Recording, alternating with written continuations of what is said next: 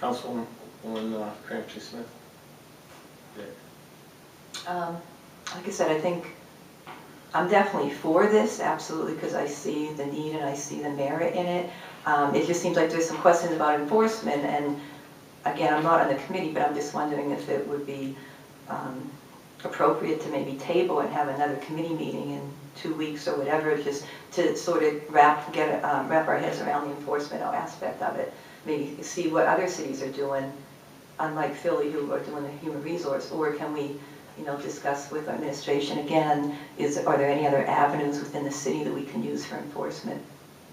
We, so the first time that we had the committee meeting, we were asking to try to do what all the other cities are doing and all the other states are doing. And that was are most of them doing the human resource commissions out there doing? Human relations. So there was some angst on their part. I mean, if we want to throw it back at them, that's their job. What was it? Was it because of the manpower and the time involved? Is that what they're thinking about? I think they think there's going to be thousands of complaints, and so I think they were worried about the amount of time that would be consumed.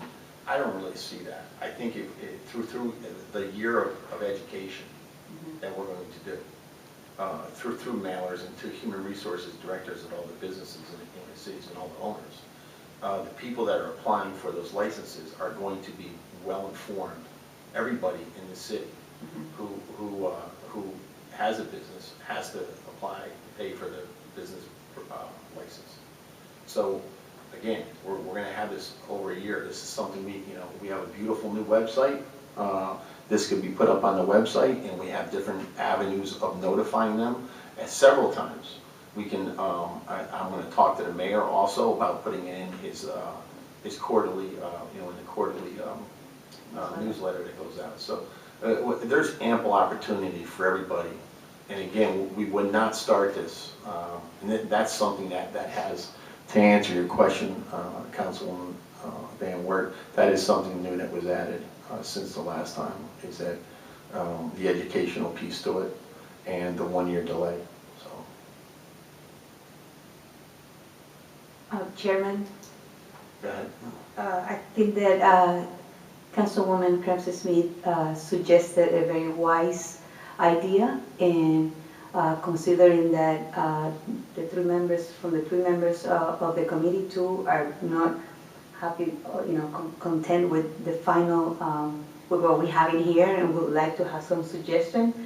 I will recommend that we schedule another meeting so we can bring those. Mr. Spurk can research about the payment part, and maybe you can work with Dr. Van Wert to add the inclusion that I think is extremely important. And then we can have another meeting again and pass it at the committee level. Couldn't we do that? Couldn't we pass it through? I mean, if you're not good with it as it is right now, for some minor tidbit of it, I think if we pass it on to council as a whole, we have a whole month for any of you that want to add. I mean, it seems to me, I don't want to speak for anybody. It seems like the one issue that we're hung up on is the finding part of it and the reporting part of it. So I think you're underestimating how difficult it is for women and for just many people in general to understand, A, when their rights have been violated, and I hope that this will address that, but B, to marshal the resources to hire a lawyer to go and stand before the magistrate. That is the gating event. I've hired an employment lawyer before. The retainer is $5,000 generally for a good lawyer to stand before you. These women do not have that resource. There is no fund right now available in the city of Bethlehem to help them pay for these lawyers. There are so many issues involved in how this is executed. Let's get it right.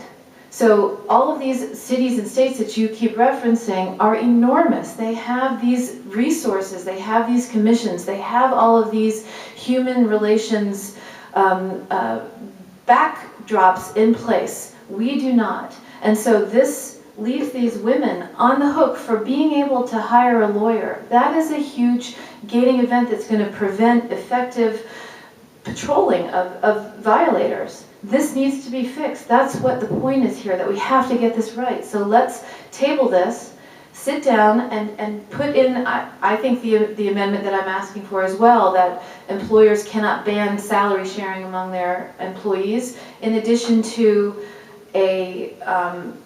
this Wage Equity Act with a tenable enforcement mechanism in place. Let's do that. I think that's a really valid thing to do, and we all want to do it here. The 3 women on council are in support of this, but we want to get it right. That's why we don't want to move this forward to full council. Mr. Spurk, is it, I mean, all of the other ordinances that we looked at, and that I looked at, there's no funds available for any of the complainants. They're either going through the city or they're going to the magistrates. And I would assume that if a woman feels like, hey, you know, that she was asked a question, she reports it to the magistrate's going to have a hearing, and it's going to be dealt with there. I don't think there's I mean, if you feel that there's, I don't feel there's going to be a need of someone to go hire a lawyer for $5,000, you know, to report this. I mean, obviously there's going to be other women, if they're doing it with one particular woman, they're doing it with probably multiple women, not just one. And so, you know, we have over a month in order to come up with any amendments, and if we want to table it once we get to full council, you may do that. But I want to get this to full council, and again, there's going to be, it's going to be over a month before it comes to a final vote, or a month and a half, which is plenty of time for us to come up with any amendments, or if you want to work on any amendments, forward them to me, and I have no problem considering. But you know, we all knew this committee meeting was coming. We knew what the topic was about, and I'm not saying that anybody's trying to stall it or table it, but this is a good ordinance that is being used in multiple places, in multiple states and multiple cities, as it's written. And I think that the reporting part of it, I mean, I already tried to go through our human relations department, and to be frank, I think if you'd like to, I have no problem throwing it back into the human relations department, because that's their job. If we have to hire more staffing, that's something that has to be done. If a year goes by and there's thousands and thousands of hours being put into this, which I don't think is going to be the case, I think there might be maybe 3 or 4 cases a year if we're lucky. But you know, it's our ordinance, right? It's something that city council, if we pass it, they have to, they're going to have to find a way to do it. This is a volunteer human rights commission. It's a volunteer-driven organization. They don't have budgets for this type of stuff. That's one of the problems that was there. Not only do they not even have enough people on the commission, but they don't have a budget for this. It is a volunteer-driven commission. It's just like in all of our other ABCs. Well, it's something that maybe we could also send to the Department of Human Relations within the city, you know, the Human Resources Department. Well, I think this is a lot of the groundwork that needs to be done before we're pushing this on to full council. I'm sitting here just trying to think of, like,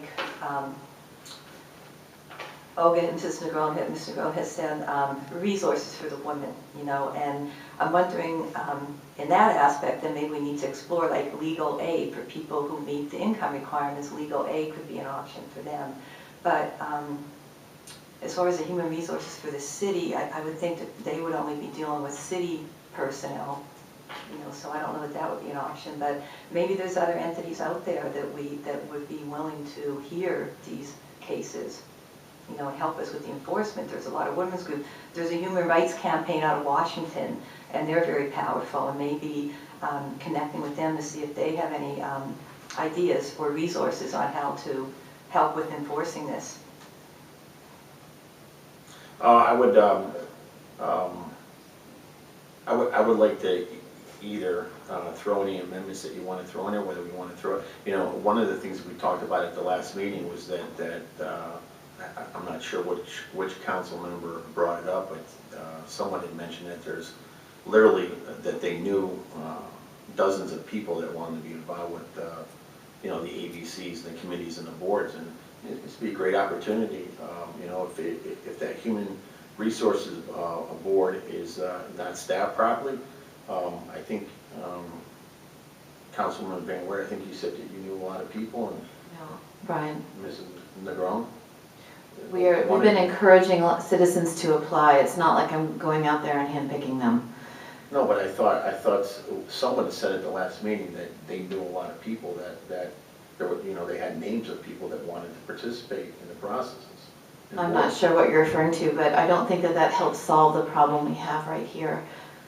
Well, do you have any ordinance that you'd like to, or amendment that you'd like to throw on this now? I'd like to talk to you about how to incorporate the ban of salary sharing. Yes, I would like to, but not at this moment. I have to do more research. It's certainly not something that's ready to move forward. Well, I suggest we take a vote on it and see where it goes, and move on from there. I'd like to make a motion to table this ordinance. I second the motion.